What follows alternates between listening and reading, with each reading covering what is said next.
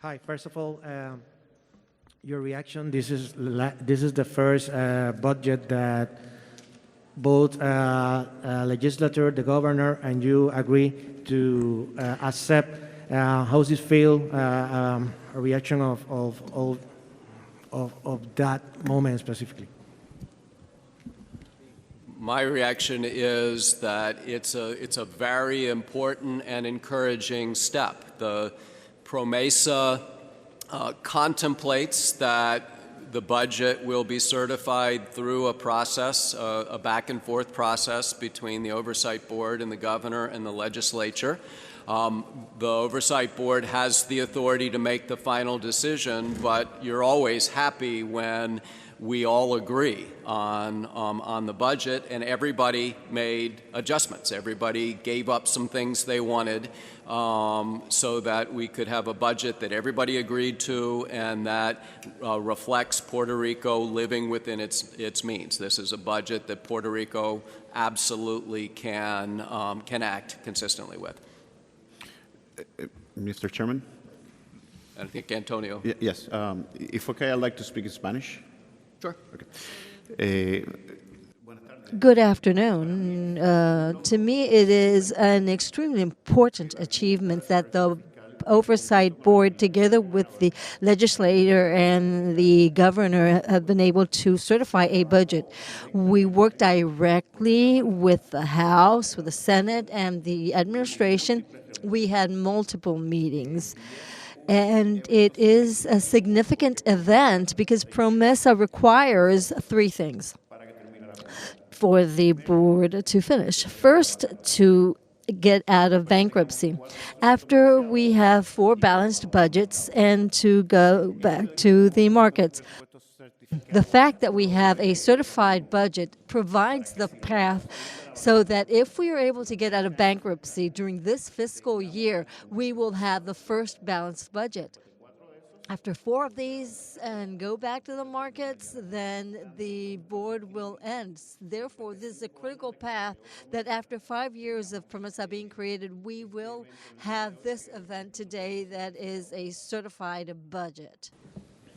Two other things. Well, John, we have one more comment before. Pero yo voy a hablar en inglés porque yo no puedo hablar como él. You know, as I mentioned before in the public board meeting, I've been affiliated with budgets for a long time, and I understand and respect the process of the elected officials. And it was very important to me as a board member, and I think to all of the board, to have your elected officials participate in that budget process. So we were excited to work with them. We had meetings with them. And again, as I said, there were some tough decisions that need to be made, and there'll continue to be tough decisions to be made. But the good news is that we're talking together, the board and both bodies of the legislature and with the governor, and we're coming together to make agreements and to move the people's work forward in Puerto Rico. Okay.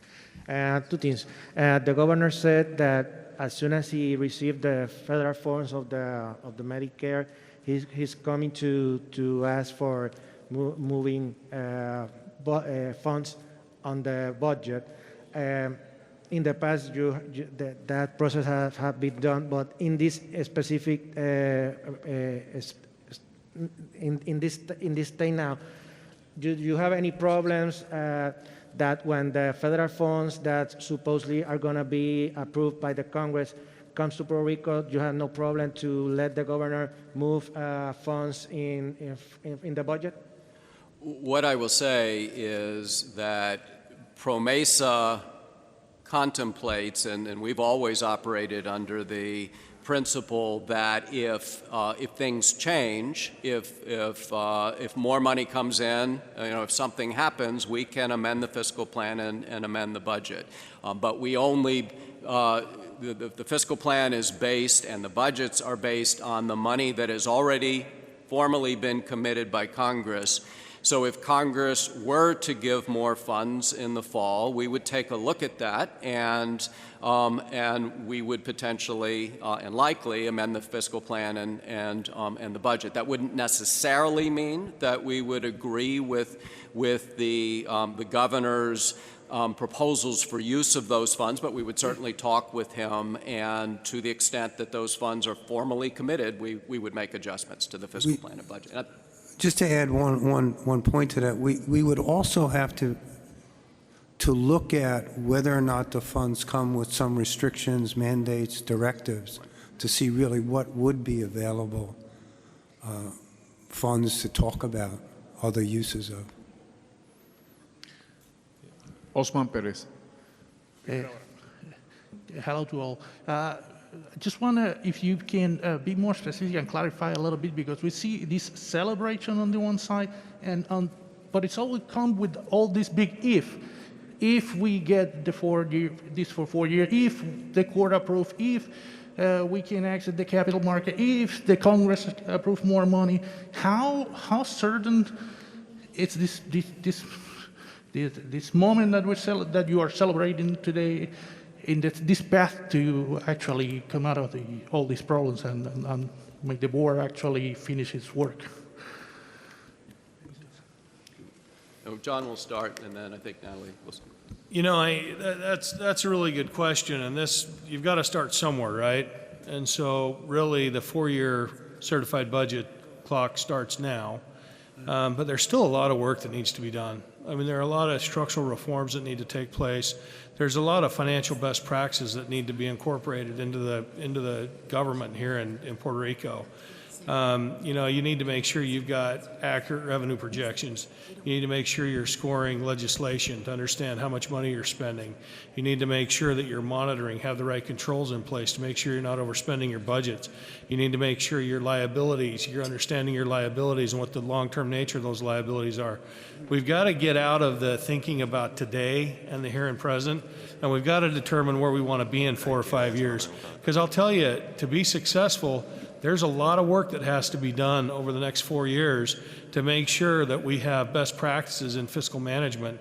Because unless we do that, and unless the public of Puerto Rico demands that out of its government, we're not going to make a change. It's just going to be kicking the can down the road. And there's a lot of federal money coming in that's going to mask some problems and it's going to take care of some immediate issues. But we really all need to work together with the legislature, the governor. The people of Puerto Rico need to demand more out of its government, more accountability, more transparency.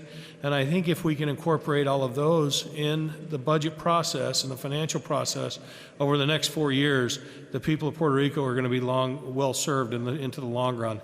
If not, it's going to be a very difficult 4 years, but there's a lot of that work that needs to be done. So yes, we're excited now because we started the process. I think every board member up here would love to be gone in 4 years. But a lot of that's going to be dependent on how well we work together and what structural changes we can make to the finances. I think Natalie has comments to make as well, and Antonio. So a couple more comments. So Osman, I mean, I think there are a lot of things to celebrate. You asked specifically what? I think specifically the fact that we were able to certify a compliant budget provided by the governor and the legislature is something to celebrate, kind of, period. It's never happened yet. But the second thing I want to raise to your attention is not the slide, but the Commonwealth slide. If someone can put up the third Commonwealth slide. I think you have reason to celebrate, I think John referred to this, for the Commonwealth itself. If we can find the slide. From the Commonwealth, not this one. It's the largest amount of money available, I think, ever to the Commonwealth to invest in Puerto Rico, and that is something to celebrate. Go back, circle with the thing.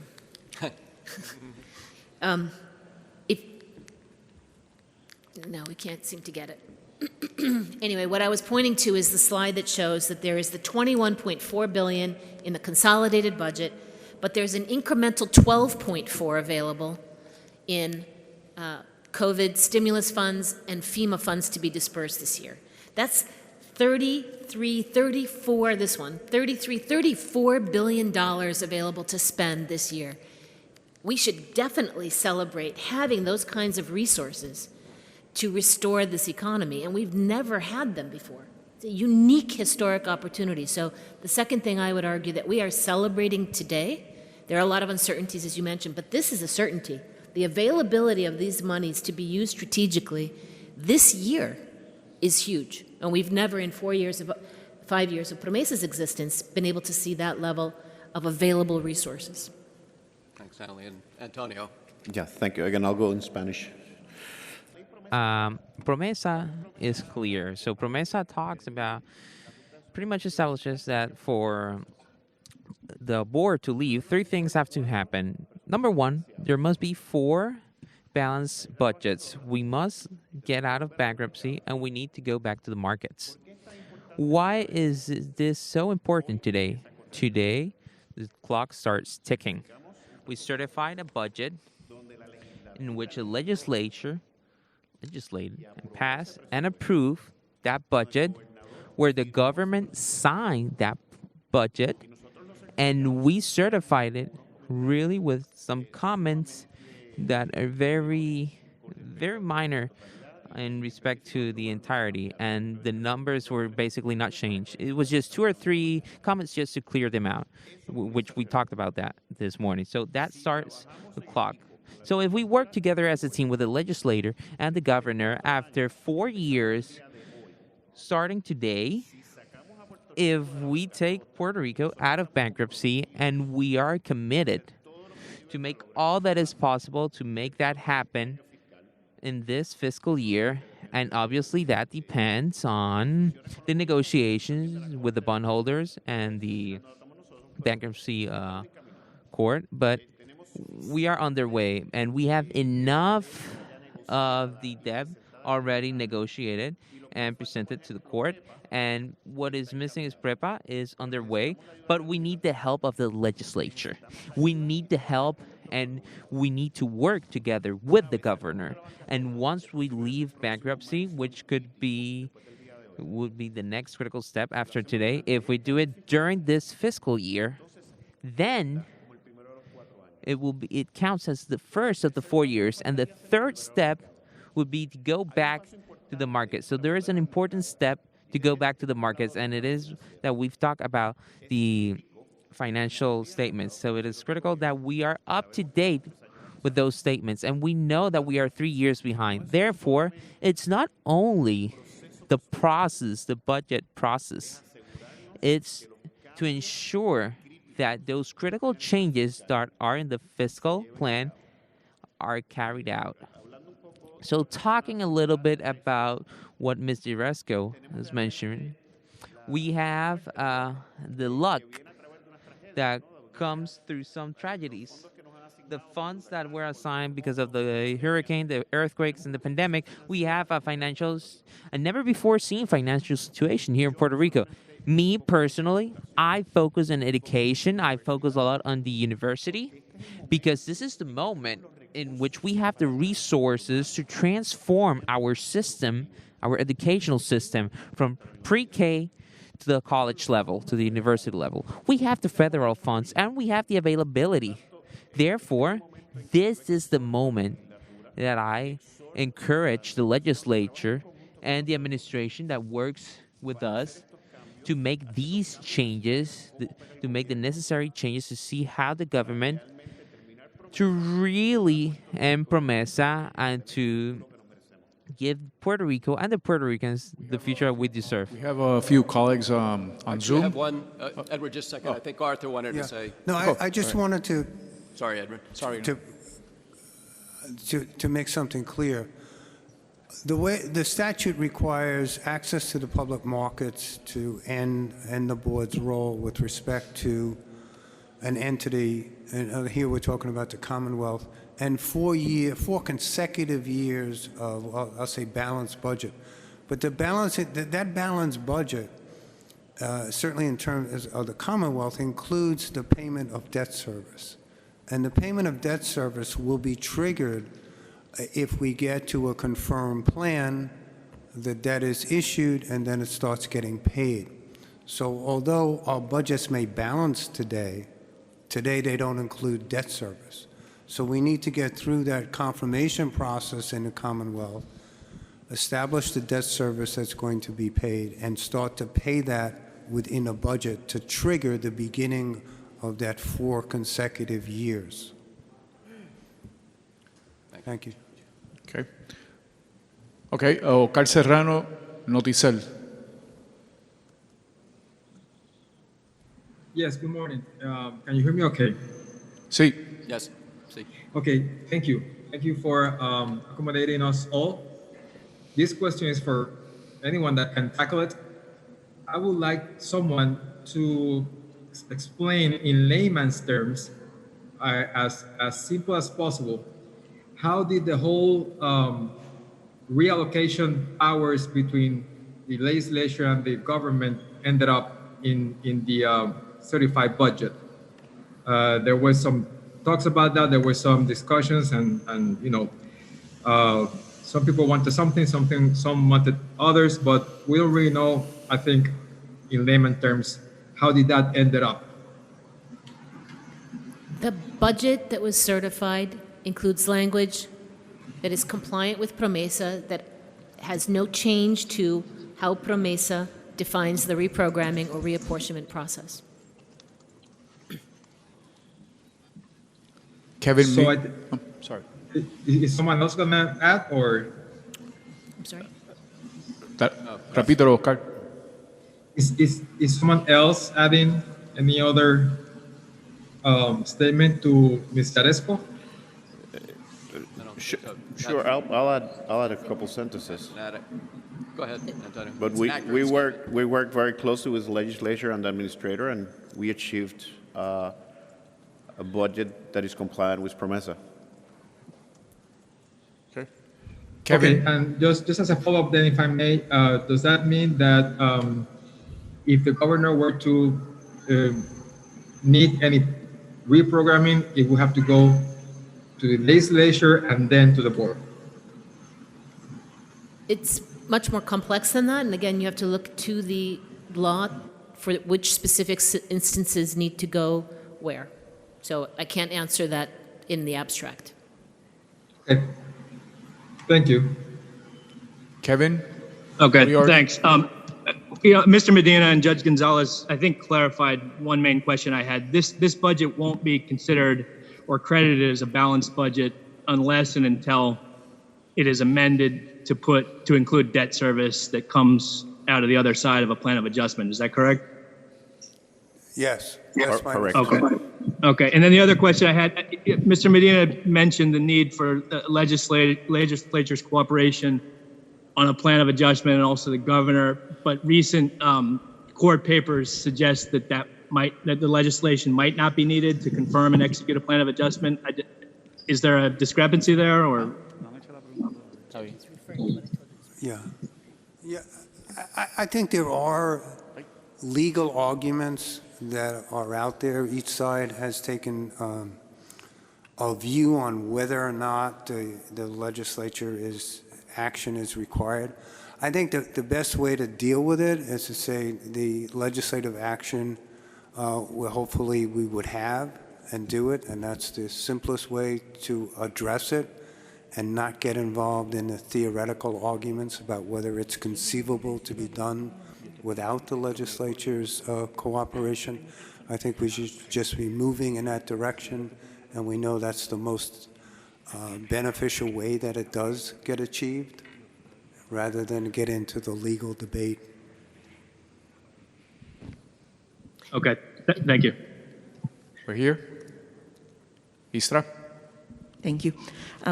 Good morning. I would like to know, in this week, economists and other experts said that the work of yours was not as were expected. The debt has not been audited, and there are certain issues that they bring in terms of the work that the junta has been done in these 5 years. I would like a comment on that, and I would like to know what are you going to do in the Congress, if you're going to do something, regard the Medicare and Medicaid funds that the government is asking for. I'll say a few words to start our answer. One is, I'll start out by saying I have not read the report. I've seen it, but I haven't read it, so I can't speak to the details of the report.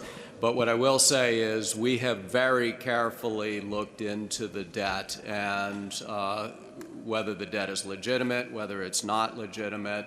We spent a year investigating the debt. Cobre and Kim, we hired a law firm called Cobre and Kim to report on the debt and report on whether it was constitutional, whether it was not constitutional, any other potential causes of action. We then hired a law firm to look into potential causes of action. We brought many causes of action of various kinds based on the report and on the law firm's work.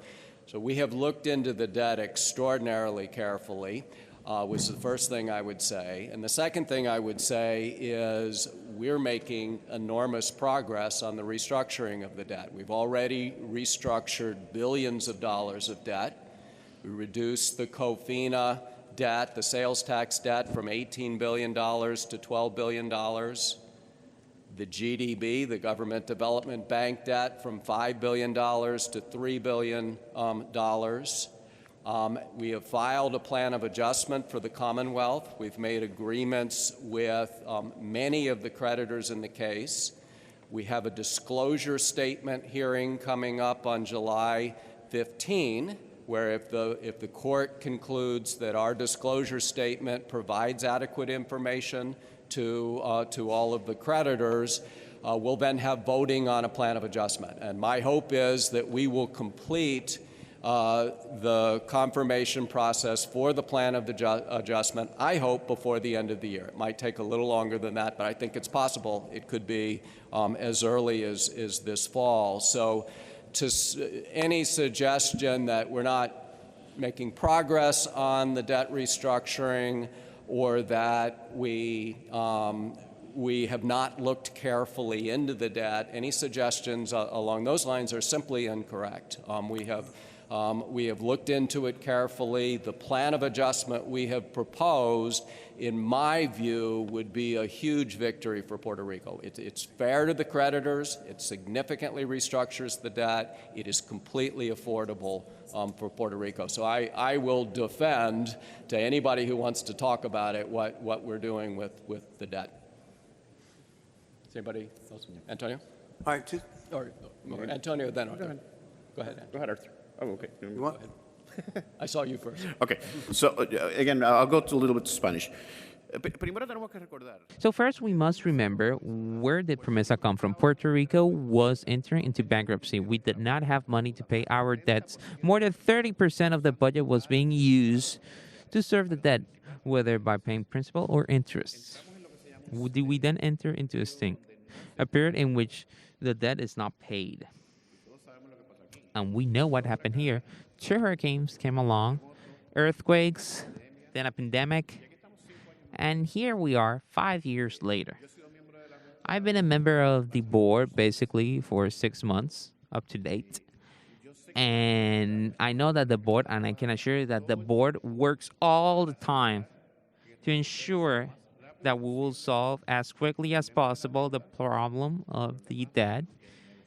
And we negotiate with the different creditors and bondholders to take Puerto Rico out of bankruptcy and go back to the markets. And that takes time. It is an extremely complicated process. And I can understand that there are people that say that, well, 5 years have gone by, and why is everything not solved? Why is nothing been solved? But like my colleague, David Skill, said, the results of the negotiations are continued. Out of $35 billion in general funds, we reduced that to 7. Likewise, in terms of the percentage of the budget that originally was going to be spent on debt of more than 30%, that percentage is expected to be between 8 and 9%, but definitely less than 10% of the total debt. So today we are celebrating a certified budget.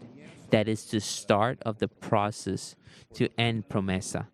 Therefore, even though we can have people that question and with a lot of validity as, because it has taken a long time, and we'll have to look at the reality of these past 5 years, and we need to look at these objectives that the board has brought upon the people of Puerto Rico. On the debt, I hope I'm clarifying something and not confusing it. We have looked at the validity of the debt, whether the debt is owed. And then you need to look at, once it's owed, what kind of debt is it? Secured debt? Does it have some other form of priority? And that establishes the order of payment from the various sources. So that we've looked at.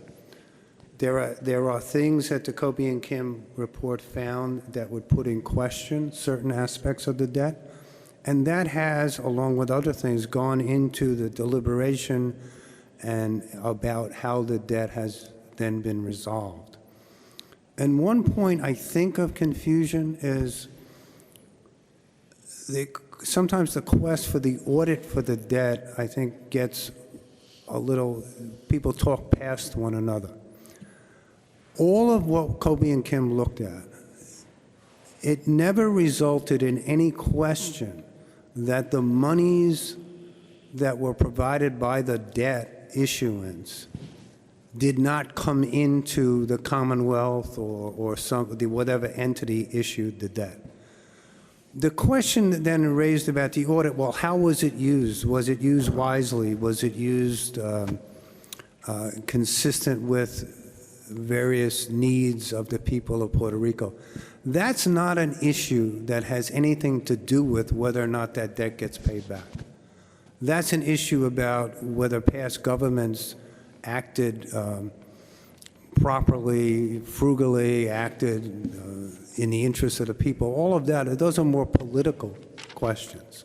When we're looking at whether or not the debt gets back, if it gets paid back, was it properly issued? Were the funds received by the entity? And then the creditor has their entitlement for repayment.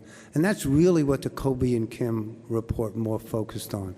We never saw any indication that the underlying funds that were raised by this debt didn't end up where they were designated in the documents to end up. So I'm not sure about this debate about the audit, what they're really looking for. So it's not that we're paying back some debt that the Commonwealth or another entity didn't receive. And there may be valid inquiry as to how it was used, but that's not impacting the right of the creditors to get paid.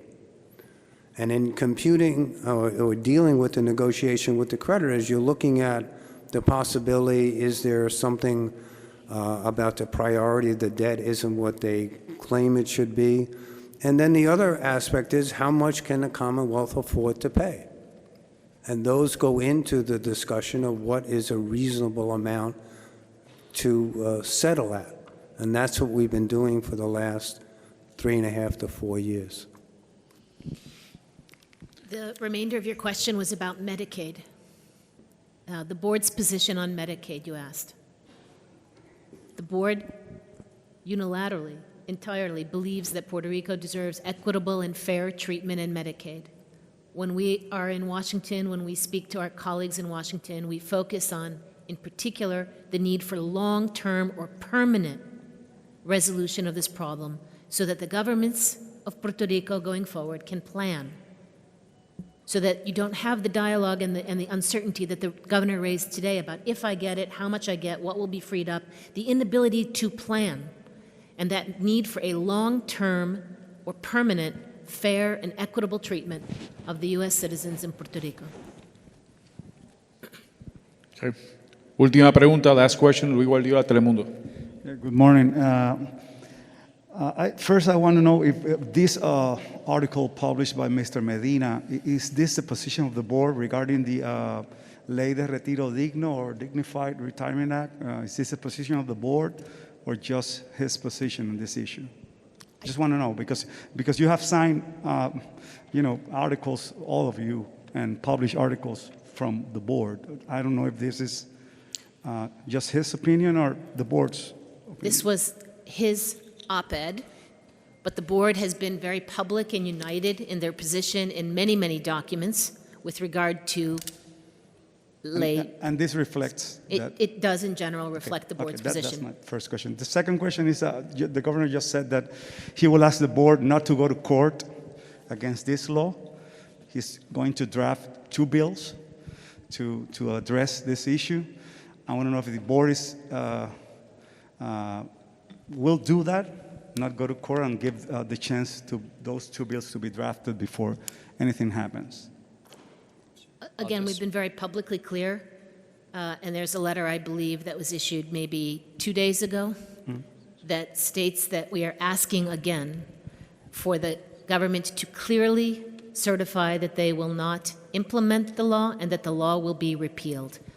Other than that, as the letter says, the board retains its rights and responsibilities under PROMESA to take any actions that will be necessary. But right now, we're waiting for a response to our request for a written certification that the law will not be implemented and the law will be repealed. So that will be required, notwithstanding the governor's position that he just expressed that he will draft 2 new bills to deal with this. That will stand. Mr. Charesco? Yes. Yes. Yeah, we'll have to see. We'll have to see the bills, but the law needs to be nullified. The dignified retirement Has to be repealed. That's a requirement. To be repealed. Okay. So the other question is, since he will be drafting with his team 2 new bills, if the board will insist on the reduction of some pensions, that's also a requirement. Anything that they draft will need to have a reduction on some pensions, right?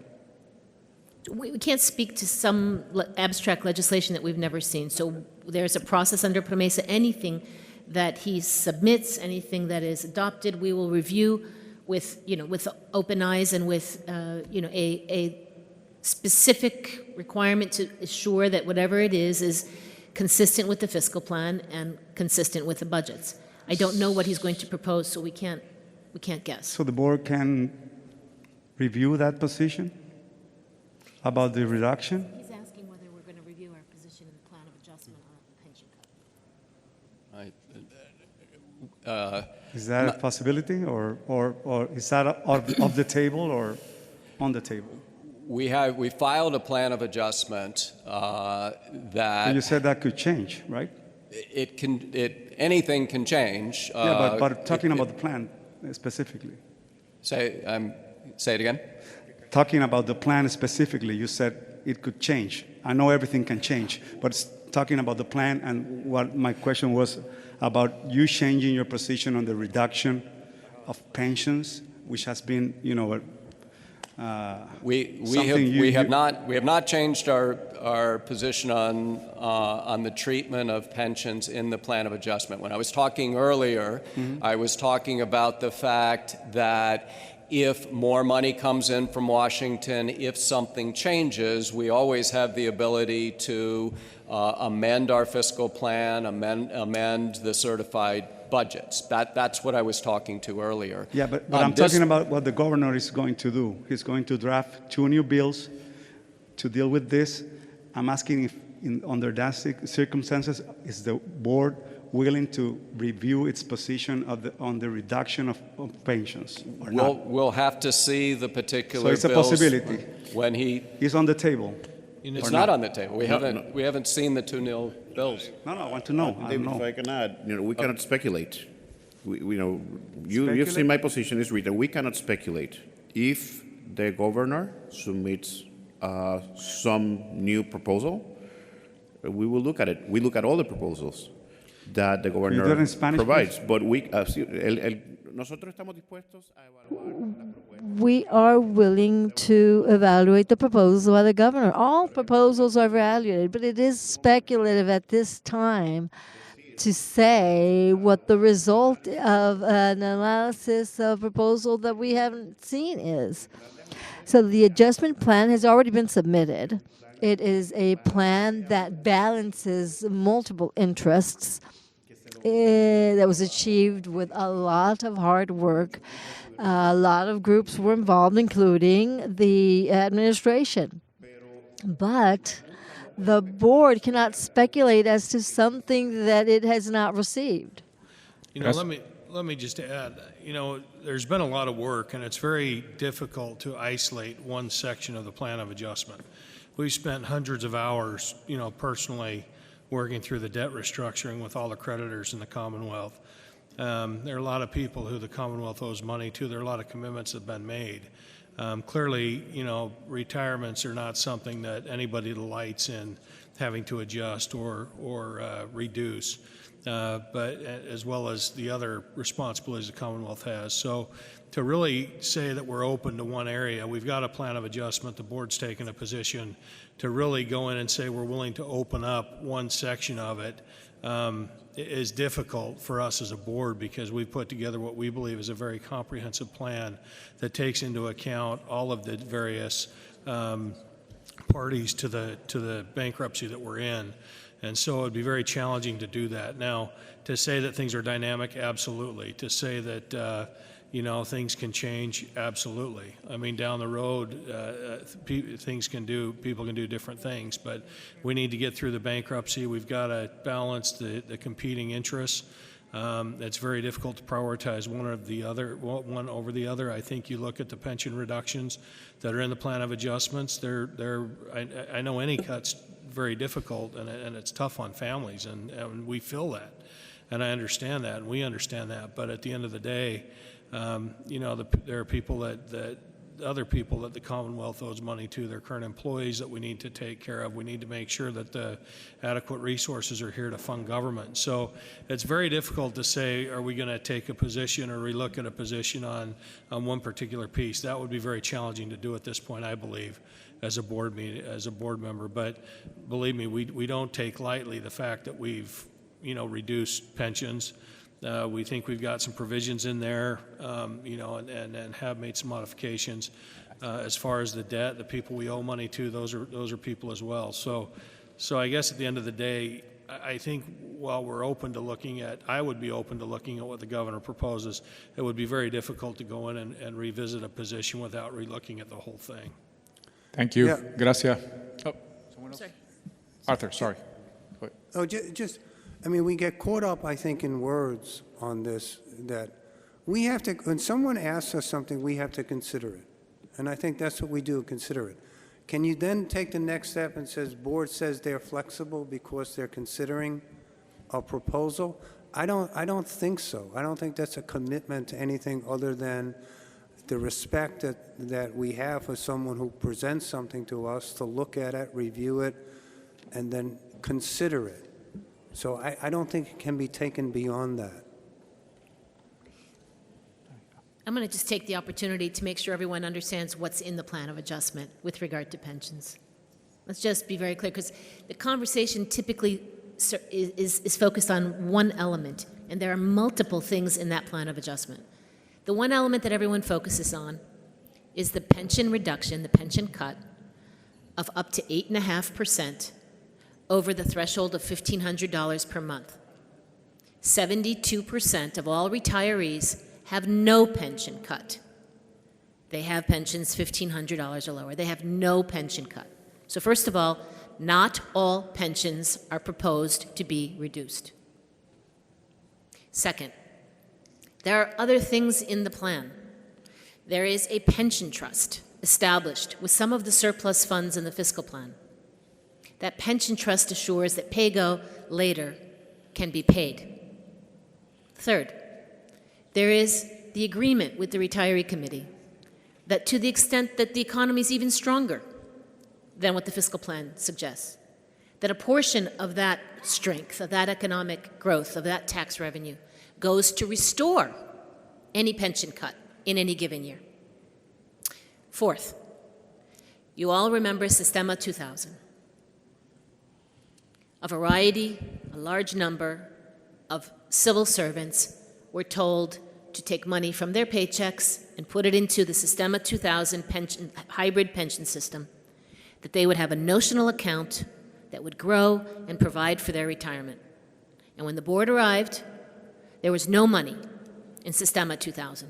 Those employee contributions from their paychecks had been used to fund other pensions and to fund current day pensions, and those people had nothing. This plan of adjustment includes restoring up to $1.3 billion of their employee contributions, including notional interest through the petition date. So remember, I'm going to raise it again. You remember how everyone talks about, well, what's happening to all the money in the TSA? Well, $1.3 billion of it in this plan is going to restore those accounts of all the Sistema 2000 employees who lost everything because of mismanagement. And lastly, and this was added in the amended plan that was filed earlier this week, there are about 38,000 civil servants who were part of something called Act 1 and Act 447. You all know this better than I do. Those employees in the plan were just provided the equivalent of up to $100 million for notional interest on their accounts because they also didn't earn anything on their accounts. So each one of those 38,000 participants that were in Act 1 and Act 447 will be getting those funds added to their accounts because of this plan of adjustment. So I urge you to look more broadly at what's happening to retirees, because all we ever talk about is that 28% that are getting a cut of no more than 8.5%. And we're not talking about all the people who are getting their accounts restored in Sistema 2000. They're getting notional interest on their Act 1 and Act 447. They're getting a pension trust so that no future government, no future economic situation robs them of their pay-go in the future. And they're getting the chance, with success of the economy, to restore the cut in any particular year that a cut occurs. So I just ask you to take it all into account. Gracias. Thank you very much. Thanks,